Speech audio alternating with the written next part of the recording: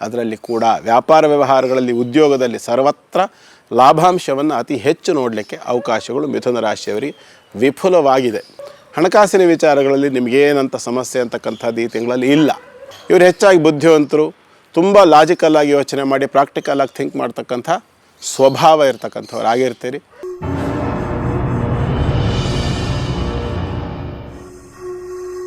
ಓಂ ನಮಃ ಶಾಂತಾಯ ದಿವ್ಯಾಯ ಸತ್ಯಧರ್ಮ ಸ್ವರೂಪಿಣೆ ಸ್ವಾನಂದಾಮೃತ ತೃಪ್ತಾಯ ಶ್ರೀಧರಾಯ ನಮೋ ನಮಃ. ಸದ್ಗುರುಭ್ಯೋ ನಮಃ. ಓಂ ತತ್ಸತ್. ಆತ್ಮೀಯ ಬಂಧುಗಳೇ ನಮಸ್ಕಾರ. ಚಂದನದ ಗುಡಿ ವಾಹಿನಿಗೆ ನಿಮಗೆಲ್ಲ ಸ್ವಾಗತ. ನಮ್ಮ ಚಾನಲ್ನ ಸಬ್ಸ್ಕ್ರೈಬ್ ಮಾಡಿ, ಲೈಕ್ ಮಾಡಿ, ಶೇರ್ ಮಾಡಿ, ಹಾಗೆಯೇ ಬೆಲ್ ಐಕಾನ್ ಪ್ರೆಸ್ ಮಾಡೋದನ್ನು ಮರಿಬೇಡಿ. 2024ರ ನೂತನ ಕ್ರೈಸ್ತ ವರ್ಷ ಆರಂಭ ಆಗಿದೆ. ನಿಮಗೆಲ್ಲರಿಗೂ ಹಾರ್ದಿಕ ಶುಭಾಶಯಗಳು. ಮತ್ತು ಮಿಥುನ ರಾಶಿಯವರ ಈ ಒಂದು 2024 ಜನವರಿ ತಿಂಗಳ ಮಾಸ ಭವಿಷ್ಯದ ಕಡೆಗೆ ಒಂದು ಸಾರಿ ಚಿಕ್ಕದಾಗಿ ಗಮನ ಹರಿಸೋಣ. ಮಿಥುನ ರಾಶಿಯವರಿಗೆ ಚಂದ್ರ ಸಂಚಾರ, ನಾನು ಪ್ರತಿ ಸಾರಿ ಹೇಳ್ತೀನಿ, ಚಂದ್ರ ಪ್ರತಿ 2.5 ದಿವಸಕ್ಕೊಂದು ಸಾರಿ ರಾಶಿಯನ್ನು ಬದ್ಧ ಮಾಡ್ತಾನೆ. ಹಾಗಾಗಿ 2.5 ದಿವಸಕ್ಕೆ ಚಂದ್ರನ ಫಲ ದ್ವಿತೀಯ. 2ನೇ ರಾಶಿ ಕಣ್ಣಿಗೆ ಸಂಬಂಧ, ಕುಟುಂಬ ಸಂಬಂಧ, ವಾಕ್ ಸಂಬಂಧ, ಧನ ಹಣಕಾಸಿನ ಸಂಬಂಧ, ವಿದ್ಯೆ ಸಂಬಂಧ ಏರಿಳಿತವಾಗ್ತಕ್ಕಂಥದ್ದು, ಇವೆಲ್ಲ ಸಹ ಫಲಗಳು ಉಂಟು. ಇದನ್ನು ಬಿಟ್ಟರೆ 4ನೇ ರಾಶಿಯಲ್ಲಿ ಕೇತು ಇದ್ದಾನೆ. 4ನೇ ರಾಶಿಯಲ್ಲಿ ಕೇತು ಇದ್ದಾನೆ ಅಂದ್ರೇನು? ಸುಖ ಅಂತಕ್ಕಂಥದ್ದು, ವಿಶೇಷವಾಗಿ ಸುಖ ಸಂಬಂಧ. ಯಾವ ರೀತಿಯಲ್ಲಿ? ಟಿ ವಿ, ಮೊಬೈಲ್, ಕಾರು, ಸಂಪತ್ತು, ಕ್ಷೇತ್ರ, ಭೂಮಿ, ಜಲ ಇತ್ಯಾದಿಗಳೆಲ್ಲವೂ ಕೂಡ ಸಂಬಂಧಪಟ್ಟಿರ್ತಕ್ಕಂಥದ್ದು. ಅಲ್ಲಿ ಕೇತು ಇರತಕ್ಕಂಥದ್ದು, ರಾಹುವಿನ ದೃಷ್ಟಿ ಇರತಕ್ಕಂಥದ್ದು. ಇದು ಉತ್ತಮವಾಗಿರ್ತಕ್ಕಂಥ ಫಲವನ್ನು ಕೆಲವು ಸಂದರ್ಭಗಳಲ್ಲಿ, ಅದರಲ್ಲೂ ವಿಶೇಷವಾಗಿ ಧನಾಧಿಪತಿ ಆಗಿರ್ತಕ್ಕಂಥ ಚಂದ್ರನ ಸಹಯೋಗವಾದಂಥ ಸಂದರ್ಭದಲ್ಲಿ ಉತ್ತಮವಾದಂಥ ಫಲ ಉಂಟು. ಇದನ್ನು ಬಿಟ್ಟರೆ ಪಂಚಮ ರಾಶಿ ತುಲಾರಾಶಿ. ತುಲಾರಾಶಿಯಲ್ಲಿ ಆರಂಭದ ಹಂತದಲ್ಲಿರ್ತಕ್ಕಂಥ ಶುಕ್ರ ಮುಂದೆ ಹೋಗ್ತಾನೆ. ಹಾಗಾಗಿ ಶುಕ್ರ ಮುಂದೆ ಹೋದಾಗ ಕೂಡ ಉತ್ತಮವಾದಂಥ ಫಲ ಇದೆ.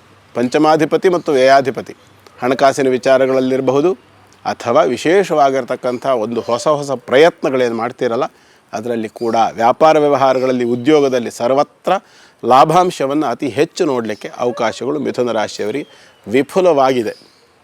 ಹಾಗಾದರೆ ಸಮಸ್ಯೆಯಲ್ಲಿ ಬರಬಹುದು, ಯಾವ ಕಾಲದಲ್ಲಿ ಬರಬಹುದು ಅಂದರೆ ಅಷ್ಟಮ ಭಾವಕ್ಕೆ, ಅಂದರೆ ಮಕರ ರಾಶಿಗೆ ರವಿಯ ಪ್ರವೇಶವಾದಾಗ, ಜನವರಿ ತಿಂಗಳ 15-16 ಹಾಗೆ ಯಾವಾಗ ಮಕರ ಸಂಕ್ರಮಣ ಅಂತ ಆಗ್ತದೆಯಲ್ಲ, ಧನುರಾಶಿಯಲ್ಲಿರ್ತಕ್ಕಂತಹ ರವಿ, ಆದಿತ್ಯ, ಸೂರ್ಯ ಅವನು ಮಕರ ರಾಶಿಗೆ ಪ್ರವೇಶ ಮಾಡ್ತಾನೆ. ಮಕರ ಸಂಕ್ರಮಣ, ಎಳ್ಳು ಬೆಲ್ಲ ತಿಂದು ಒಳ್ಳೊಳ್ಳೆ ಮಾತಾಡಿ, ಇದೆಲ್ಲ ಮಾತುಗಳನ್ನು ನಾವು ಕೇಳ್ತೇವಲ್ಲ. ಈ ಸಂದರ್ಭದಲ್ಲಿ ಅನೇಕ ರೀತಿಯ ವ್ಯತ್ಯಾಸಗಳು, ವಿಶೇಷವಾಗಿ ಅಲ್ಲಿ ಮಂಗಳನ ಸಹಯೋಗವಾಗ್ತದೆ ಸಪ್ತಮ ರಾಶಿಯಲ್ಲಿ. ಅಂಥ ಸಂದರ್ಭದಲ್ಲಿ ಪಿತ್ತಜನಕಾಂಗ, ಲಿವರ್ನಲ್ಲಿ, ಪ್ಯಾಂಕ್ರಿಯಾಸ್ನಲ್ಲಿ ಸಮಸ್ಯೆ ಇರತಕ್ಕಂಥವ್ರು ಯಾರಿದ್ದೀರಿ, ದಯವಿಟ್ಟು ಆರೋಗ್ಯದ ಕಡೆಗೆ ಹೆಚ್ಚು ಗಮನ ಕೊಡಿ. ಅಲ್ಲಿ ವ್ಯತ್ಯಾಸವಾಗದೇ ಇರತಕ್ಕಂಥ ಆಹಾರಗಳನ್ನು ಸ್ವೀಕಾರ ಮಾಡಿ. ಇದು ಚಳಿಗಾಲ. ಈ ಕಾಲದಲ್ಲಿ ಶರೀರದ ಉಷ್ಣತೆ ಅಂತಕ್ಕಂಥದ್ದು ವೇರಿಯೇಷನ್ ಆಗ್ತಾ ಇರ್ತದೆ. ಹಾಗಾಗಿ ಆರೋಗ್ಯದ ಬಗ್ಗೆ ಹೆಚ್ಚು ಗಮನವನ್ನು ಕೊಡಿ ಅಂತ ಹೇಳ್ತೀನಿ. ಹಣಕಾಸಿನ ವಿಚಾರಗಳಲ್ಲಿ ನಿಮಗೇನಂತ ಸಮಸ್ಯೆ ಅಂತಕ್ಕಂಥದ್ದು ಈ ತಿಂಗಳಲ್ಲಿ ಇಲ್ಲ. ಹಾಗಾಗಿ ಯೋಚನೆ ಮಾಡೋದು ಬೇಡ. ಮಾಡ್ತಕ್ಕಂಥ ಕೆಲಸ ಕಾರ್ಯಗಳು ಉತ್ತಮವಾಗಿ ಕೈಗೂಡ್ತವೆ. ಮನೆಯ ವಾತಾವರಣ ಕೂಡ ಸುಖಕರವಾಗಿ, ಸಮಾಧಾನಕರವಾಗಿರುತ್ತೆ. ಉದ್ಯೋಗ ಸ್ಥಾನದಲ್ಲಿ ಕೂಡ. ಕಾರಣ ಏನು ಅಂದರೆ ನೀವು ಸ್ವಲ್ಪ ಹೆಚ್ಚು ಜಾಣರು, ಬಹಳ ಬುದ್ಧಿವಂತಿಕೆಯಿಂದ ಕೆಲಸ ಮಾಡ್ತಕ್ಕಂಥವ್ರು.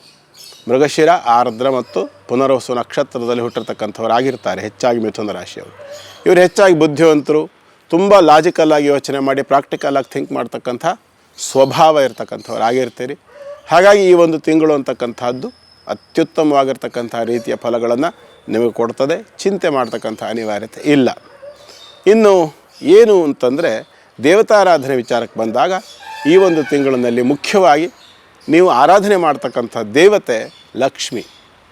ಲಕ್ಷ್ಮಿಯನ್ನು ಶ್ರದ್ಧಾಭಕ್ತಿಯಿಂದ ಆರಾಧನೆ ಮಾಡಿ, ಮುಖ್ಯವಾಗಿ ಕಲಶವನ್ನು ಇಟ್ಟು ಪೂಜೆ ಮಾಡ್ತಕ್ಕಂಥದ್ದು ಎಲ್ಲವೂ ಕೂಡ ಸರಿಯೇ. ಆರಾಧನಾ ಕ್ರಮವನ್ನು ಸ್ವಲ್ಪ ವಿಸ್ತಾರವಾಗಿ ಮಾಡಿ ದೊಡ್ಡ ಮಟ್ಟದಲ್ಲಿ ಮಾಡ್ತೇನೆ ಅಂತ ಹೇಳೋರಿಗೆ ಲಕ್ಷ್ಮೀನಾರಾಯಣ ಹೃದಯ ಕಮಲ ಸ್ತೋತ್ರ ಅಂತಕ್ಕಂಥದ್ದಿದೆ. ಅದು ಅನೇಕರು ನೋಡಿರ್ತೀರಿ. ವಂದೇ ಲಕ್ಷ್ಮೀಂ ಪರಶಿವಮಯೀಂ ಶುದ್ಧಜಾಂಬೂರದಾಭಾಂ ತೇಜೋರೂಪಾಂ ಕನಕವಸನಾಂ ಸರ್ವಭೂಷೋಜ್ವಲಾಂಗೀಂ ಬೀಜಾಪೂರಂ ಕನಕಕಲಶಂ ಹೇಮಪದ್ಮಂ ದಧಾನಾಂ ಆದ್ಯಾಂ ಶಕ್ತಿಂ ಸಕಲಜನನೀಂ ವಿಷ್ಣು ವಾಮಾಂಕ ಸಂಸ್ಥಾಂ ಅನ್ನುವಂಥ ಶ್ಲೋಕದಿಂದ ಆರಂಭವಾಗುತ್ತೆ. ಸಾಧ್ಯವಾದರೆ ಈ ಒಂದು ಲಕ್ಷ್ಮೀನಾರಾಯಣ ಹೃದಯ ಕಮಲ ಸ್ತೋತ್ರವನ್ನು ಪ್ರತಿ ಶುಕ್ರವಾರ ದಿವಸ ನಿಶಿಭಾರ್ಗವ ವಾಸರೆ ಅಂತ ಹೇಳುತ್ತೆ. ಶುಕ್ರವಾರದ ದಿನ ರಾತ್ರಿಯ ಹೊತ್ತು ಇದನ್ನು ಪಠನ ಮಾಡ್ತಕ್ಕಂಥದ್ದು ಲಕ್ಷ್ಮಿಯ ಅನುಗ್ರಹಕ್ಕೆ ಸೂಕ್ತವಾಗಿರ್ತಕ್ಕಂಥದ್ದು. ಇನ್ನು ಮಿಥುನ ರಾಶಿಯವರಿಗೆ ಈ ಒಂದು ಜನವರಿ ತಿಂಗಳಿನಲ್ಲಿ ಹಣಕಾಸಿನ ವಿಚಾರದಲ್ಲಿ ಅಷ್ಟೇ ವಿಶೇಷವಾಗಿರ್ತಕ್ಕಂಥ ಸಮಸ್ಯೆ ಕಾಣೋದಿಲ್ಲ.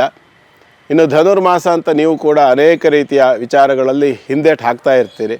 ಧನುರ್ಮಾಸ ಶೂನ್ಯ ಬೇಡ ಹಾಗೆ ಹೀಗೆ ಅಂಥೇಳಿ. ಹಾಗಾಗಿ ಏನು ಚಿಂತೆ ಮಾಡ್ತಕ್ಕಂಥ ಅನಿವಾರ್ಯತೆ ಇಲ್ಲ ದುಡ್ಡು ಕಾಸಿನ ವಿಚಾರದಲ್ಲಿ. ಇನ್ನು ಯಾವಾಗ ರವಿಯ ಪ್ರವೇಶ ಮಕರ ರಾಶಿಗೆ ಆಗ್ತದೆ ಆ ಸಂದರ್ಭದಲ್ಲಿ ಮಾತ್ರ ಸ್ವಲ್ಪ ಮಟ್ಟಿಗೆ ಹಣವನ್ನು ಆರೋಗ್ಯದ ಸಂಬಂಧಿತವಾಗಿ ಖರ್ಚು ಮಾಡಬೇಕಾಗಿ ಬರ್ತಕ್ಕಂಥ ಲಕ್ಷಣ ಕಾಣಿಸುತ್ತೆ. ಸ್ವಲ್ಪ ಎಚ್ಚರಿಕೆಯಿಂದ ಆರೋಗ್ಯವನ್ನು ನೋಡಿಕೊಂಡ್ರೆ ಮತ್ತಿನ್ನೇನು ಸಮಸ್ಯೆ ಇಲ್ಲ. ಇದಕ್ಕೂ ಮಿಕ್ಕಿ ನೀವು ಇನ್ನೇನಾದರೂ ಕೇಳಬೇಕು ಅಂತಕ್ಕಂಥ ಅಭಿಪ್ರಾಯದ ಪಕ್ಷದಲ್ಲಿ ಸ್ಕ್ರೀನಲ್ಲಿ ಕಾಣ್ತಕ್ಕಂಥ ನಂಬರ್ಗೆ ಕಾಂಟ್ಯಾಕ್ಟ್ ಮಾಡೋದ್ರ ಮುಖಾಂತರವಾಗಿ ನಿಮ್ಮದಾಗಿರ್ತಕ್ಕಂಥ ಜನ್ಮ ಕುಂಡಲಿಯನ್ನು ಮಿಥುನ ರಾಶಿಯವರೇ ಆಗಬೇಕು ಅಂತ ಏನಿಲ್ಲ, ಬೇರೆ ರಾಶಿಯವರದ್ದು ಅಥವಾ ನಿಮ್ಮ ಕುಟುಂಬದಲ್ಲಿ ಇರತಕ್ಕಂಥ ಯಾವುದೋ ಒಂದು ಸಮಸ್ಯೆಯ ಪರಿಹಾರಕ್ಕಾಗಿ ಯಾರಿಗೋ ಒಬ್ಬರಿಗೆ ಇರಬಹುದಾಗಿರ್ತಕ್ಕಂಥ ಯಾವುದೋ ಒಂದು ವಿಚಾರದ ಪರಿಹಾರಕ್ಕಾಗಿ ಕೂಡ ನೀವು ನಮ್ಮನ್ನು ಸಂಪರ್ಕ ಮಾಡ್ಬೋದು. ಕೆಳಗಡೆ ಕಾಣ್ತಾ ಇರ್ತಕ್ಕಂಥ ನಂಬರ್ಗೆ ಕಾಂಟ್ಯಾಕ್ಟ್ ಮಾಡೋದ್ರ ಮುಖಾಂತರವಾಗಿ. ಇನ್ನು ಇಲ್ಲಿ ಹೇಳಿರ್ತಕ್ಕಂಥ ವಿಚಾರಗಳು ಪ್ರತಿಯೊಬ್ಬರಿಗೂ 100ಕ್ಕೆ 100 ನಡೀತದೆ ಅನ್ನುವಂಥದ್ದು ವಾದ ನಮ್ಮದಲ್ಲ. ವ್ಯತ್ಯಾಸಗಳಾಗಬಹುದು. ನಿಮ್ಮ ಜನ್ಮ ತಿಥಿ ಅಥವಾ ನಿಮ್ಮ ಜನ್ಮ ನಕ್ಷತ್ರ, ಗ್ರಹಗತಿ, ಪ್ರಾರಬ್ಧಾನುಸಾರವಾಗಿ ಕೂಡ ಎಷ್ಟೋ ಸಂದರ್ಭದಲ್ಲಿ ಅನೇಕ ರೀತಿಯಾಗಿರ್ತಕ್ಕಂಥ ವ್ಯತ್ಯಾಸಗಳು ಈ ಫಲಭಾಗದಲ್ಲಿ ಬರ್ತಕ್ಕಂಥ ಸಾಧ್ಯತೆ ಇರುತ್ತೆ. ಹಾಗಾಗಿ ದಯಮಾಡಿ ಯಾರು ಅನ್ಯಥಾ ಭಾವಿಸಬೇಡಿ. ನಮ್ಮ ಚಾನಲ್ನ ಸಬ್ಸ್ಕ್ರೈಬ್ ಮಾಡಿಕೊಂಡು ಇನ್ನಷ್ಟು ಪ್ರೋತ್ಸಾಹ ಮಾಡಿ ಸಾಕಷ್ಟು ಮುಂದಿನ ದಿನಗಳಲ್ಲಿ ಬೇರೆ ಬೇರೆ ವಿಚಾರಗಳು, ಬರೀ ಜ್ಯೋತಿಷ್ಯ ಅಂತಲೇ ಅಲ್ಲ, ಅನೇಕ ಬೇರೆ ಬೇರೆ ವಿಚಾರಗಳನ್ನು ಕೂಡ ನಿಮ್ಮ ಮುಂದೆ ತರ್ತಕ್ಕಂಥ ಒಂದು ಪ್ರಯತ್ನವನ್ನು ನಾವು ಮಾಡೋರಿದ್ದೇವೆ. ನಿಮ್ಮ ಸಹಕಾರ ಸದಾಕಾಲ ನಮಗೆ ಹೀಗೆ ಇರಲಿ ಅಂತ ಹೇಳಿ ನಿಮ್ಮನ್ನು ಕೇಳ್ಕೊಳ್ತೀನಿ. ನಮಸ್ಕಾರ.